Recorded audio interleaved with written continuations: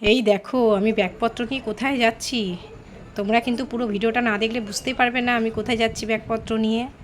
আর এটা কোন স্টেশন বলো তো? এটা হচ্ছে বর্ধমান স্টেশন। তো আমি কোথায় যাচ্ছি? আমি যাচ্ছি মাকে আনতে। যেহেতু মাকে আমি এর আগের বার কিছুদিনের জন্য আমার বোনজির বাড়িতে দিয়ে এসেছি, তো এখন আমি মাকেই আনতে যাচ্ছি। তাই আমি বেরিয়ে গেছি ব্যাগপত্র নিয়ে। আর সঙ্গে কিন্তু আমার মেয়ে আছে। প্রত্যেকবার যখন যাই তখন তো আমার মা সঙ্গে থাকে। তো এবারে যেহেতু মাকে আমি আগেই দিয়ে এসেছি, তো এখন আমি মেয়েকে নিয়ে যাচ্ছি মাকে আনতে। তো চলো, ট্রেনটা তো এখনও আসেনি, তা লেডিসে চাপবো। আর অ্যানাউন্সমেন্ট কিন্তু করেও দিয়েছে, ট্রেন ঢুকবো হয়েই এসছে। তো তাড়াতাড়ি করে যাচ্ছি যে ট্রেনটা লেডিসে চাপবো। এবার দেখছি ট্রেনটা ঢুকেই পড়েছে। আর দেখো ট্রেনটা কিন্তু কি ফাঁকা ট্রেন, বাপরে! ট্রেনটা দেখে তো আমার খুব আনন্দ হচ্ছিল যে এত ফাঁকা ট্রেন, কেউ নেই ট্রেনের মধ্যে, দু একজন, বেশি কেউ নেই, দু একজন বসে আছে।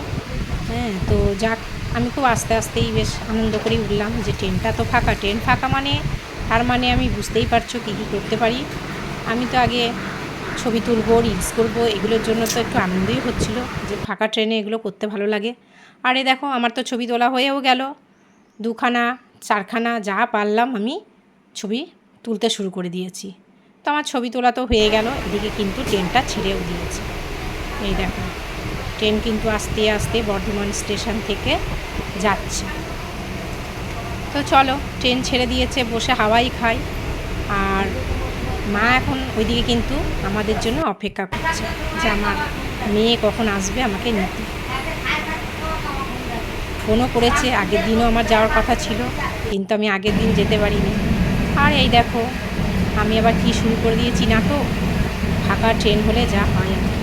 লোকজন থাকলে তো এত কিছু করতে পারি না, যেহেতু লোকজন নেই, তো আমি যা খুশি তাই করে যাচ্ছি ট্রেনের মধ্যে।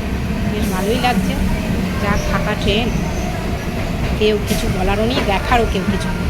কেউ তো কিছু বলবে না, কিন্তু মানুষ তো তাকিয়ে থাকে, সেটাও একটা লজ্জার বিষয়। তো 3টে ট্রেন পাল্টে আসতে হলো, ভোরবেলা এসছি। হ্যাঁ, আর দুপুরের দিকে এলে কি হয়, একটা ট্রেনেই চলে আসি। তাই এটা যেহেতু ভোরবেলার দিকে এসছি, তাই 3টে ট্রেন পাল্টাতে হয়েছে।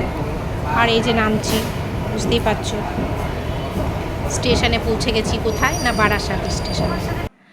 তো দেখো ফাইনালি কিন্তু আমি আমার মায়ের কাছে চলেই এসেছি।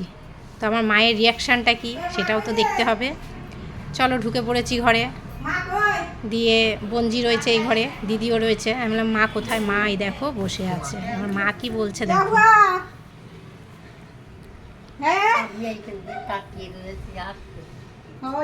মা জানলা দিয়ে তাকিয়ে আছে যে আমি কোন দিকে আসছি। ওই যে মা কিন্তু বলছে কোন দিকে এলি, আমি এতক্ষণ তাকিয়েছিলাম।